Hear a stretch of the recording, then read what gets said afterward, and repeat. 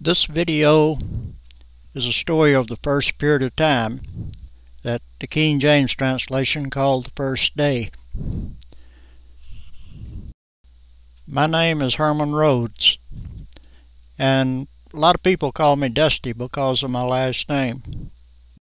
This understanding of the first chapter of Genesis is based on the Hebrew text and not the King James translation. Genesis 1 through 5, my translation.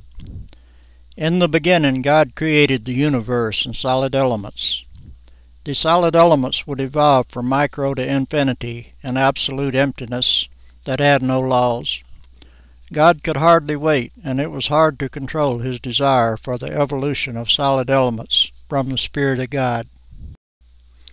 God required a deeper understanding, biological understanding. God saw that understanding was good, and God divided understanding from ignorance. God called upon understanding in the first period of chaos, then pronounced and advertised that the Dark Ages had reached the dawn of the first period of time. The text with the black background is translations that I made from Proverbs, the book of John, and the book of Genesis. And there's also some more things in here that you can read at your leisure. All you have to do is just hit the pause button when it comes to the text you want to read, and it'll show up on the screen, and it'll pause where you can read it. But I couldn't put all this text in with the movie because if I did, the movie would be too long. And I'm going to try to get it down as short as I can for YouTube, and I don't want to spend a whole lot of time talking about one picture.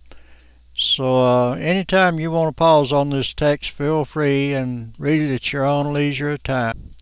This illustration represents the first period of time. You had the truth, and the truth is God. And the truth is eternal.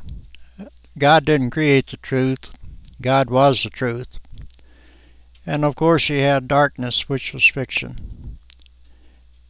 And you had emptiness, which was the universe. So all these things you had in the beginning, we have discovered some of the truth, and we named them physics, chemistry, math, and so on. All of the laws of nature are a part of God. King Solomon said in Proverbs 8:22 that the first thing that God brought forth was understanding. By total understanding, God understood all the laws of nature, down into minute detail. He clearly understood how to create the universe and life. And all this understanding, it could have took eons of time. This was a whole period of time. It was called the first day. By total understanding of his laws, God knew in minute detail what his laws would produce, and that is how God knew the future. About 10 years ago, I discovered that all the electrical laws fit perfectly on a tetrahedron pyramid. That's a triangular-based pyramid. If you study these laws, if you pause on it and stop and look at them, you'll see that all these laws correspond with each other. They're not just put on the pyramid. They go exactly with how the laws read. If the electrical laws all fit in structure, then that means all the other laws of physics will also fit in structure, and maybe different structures. In the year of 1990, while recovering from a colon cancer operation, I put together this structure. It's an infinite structure that could reach from here to eternity. I had no idea what I was building when I started building it. I went from a hexagon pattern because that's what a scanning tunnel microscope seen back in those days, and they said that was the arrangement of an atom. It was a hexagon with lines drawn to the center with a dot in the center. So that's what I built, and I continued working on it, and I just kept getting larger and larger, and it ended up being a perfect pyramid. After I retired from the SIU, I built this pyramid. It's made out of photo paper, clear, transparent photo paper, and I just printed a pattern out and cut them out and glued them together with Scotch tape, and it made a nice looking little model of the same pyramid. Back in 1990, when studying the pyramid, I noticed that it had the same atomic number and the same atomic weight as the protactinium atom. That's if you count all the little small pyramids as protons and the inverted pyramids as electrons, and the tetrahedron pyramids in between the protons as neutrons. Here within the past couple of years, I also noticed that there's a pyramid inside a pyramid inside a pyramid. And I counted up all the protons and neutrons, and the large one is 70 zinc and the smaller one is 9 boron. So that's 3 pyramids on the same and within the same structure that has the same atomic weight and the same atomic number as what these atoms actually have. This is the 9 boron atom, and you can count the number of protons and neutrons that give you the atomic weight and the atomic number. This illustration shows it real clear. The yellow pyramids are the protons, the white pyramids are the electrons, and the orange tetrahedrons are the neutrons. You can see how this boron atom also fits at the top of this 70 zinc atom. It also fits at the top of the protactinium pyramid, and it fits on each lower corner of the protactinium pyramid, or the zinc pyramid. This is the 70 zinc atom. This is a model of the cesium atom. Same number of neutrons and protons.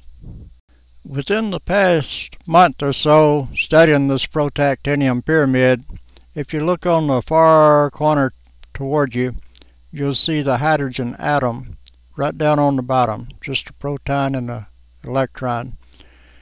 And now if you go up one layer higher, you'll see another hydrogen atoms. And if you follow it all the way down to the bottom, you'll find the 9 boron atom next.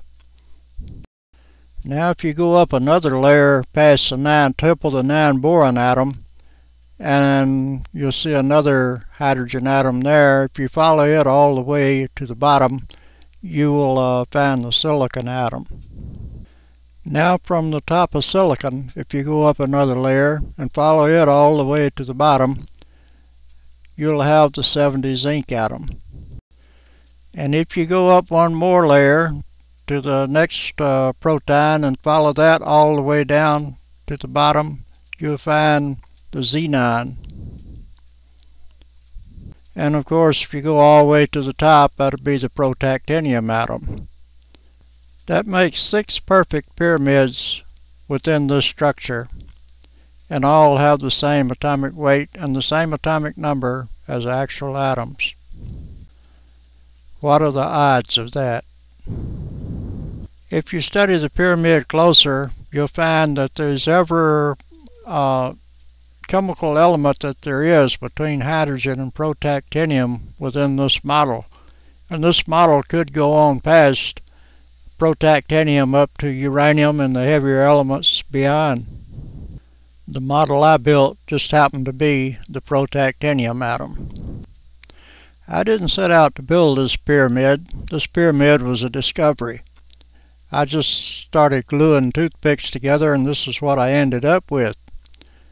This is to show all the unbelievable things you can find in one structure. But God knew exactly what He was doing when He created His structure. He understood it perfectly. And this structure of the universe brought forth everything that we know of, including life. In 1994, I did this illustration at John's Pass when I worked at Madera Beach, Florida as a t-shirt artist and a portrait artist. And in my spare time, I would do illustrations for my book. And this is the same idea as the toothpicks, except I use the idea of foam expanding. You would get the same results with foam, but you can't study foam like you can the toothpick model. With a toothpick model, you can look down inside and you can discover things and count them and prove stuff. This is another illustration from John's past, and this is when all the structure was established into the infinite emptiness of the universe, and it caused what science calls a Big Bang. Solomon called it a roar. But it happened throughout the universe, not from one location. It expanded, but it expanded microscopically, and I can explain that, how it would cause a red shift. It didn't have to go from one point for billions and billions of light years like the scientific theory says. This would be more like the structure looked in the beginning of the Big Bang. Instead of toothpicks, you would have lines of force running between each flare, which would be where the elementary particles were produced. But we'll use the toothpicks for an example. If you line up a roll of toothpicks end to end for 5 miles and expand each one 1/1000th of an inch, the end toothpick would jump ahead 16 feet.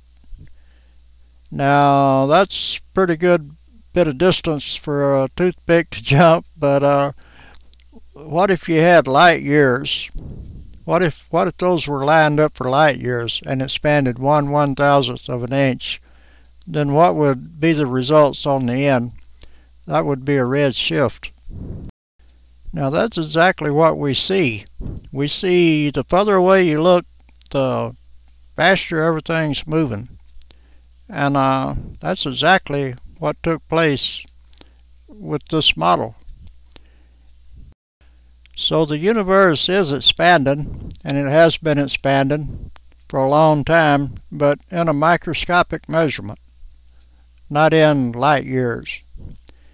And that's all it would take, is just a microscopic expansion, and we would get red shifts of everything that we look out real far away, because the structure would be expanded. Genesis 1 through 5, my translation. In the beginning, God created the universe in solid elements. The solid elements would evolve from micro to infinity in the absolute emptiness that had no laws. God could hardly wait, and it was hard to control his desire for the evolution of solid elements from the Spirit of God. God required a deeper understanding, biological understanding. God saw that understanding was good, and God divided understanding from ignorance. And God called upon understanding in the first period of chaos, then pronounced and advertised that the dark ages had reached the dawn of the first period of time. So the understanding that I got from these first 5 verses of the Hebrew text, which is the Bible, is that all the laws of nature were eternal. They were already here. You can't create the truth, and God is the truth. Then by a total understanding that he brought forth, God understood exactly how to create the universe in minute detail, from microscopic to light years. Then with his understanding, God designed the structure and calculated everything that had to be calculated in the structure to bring forth the universe and life. This structure went from micro to infinity, and everything had to be considered. From the tiniest cell that brings forth life, everything had to be calculated, designed, and it had to be programmed also. So God was the first scientist, and his project was the universe and life. And he got it all exactly right the first time. Thank God.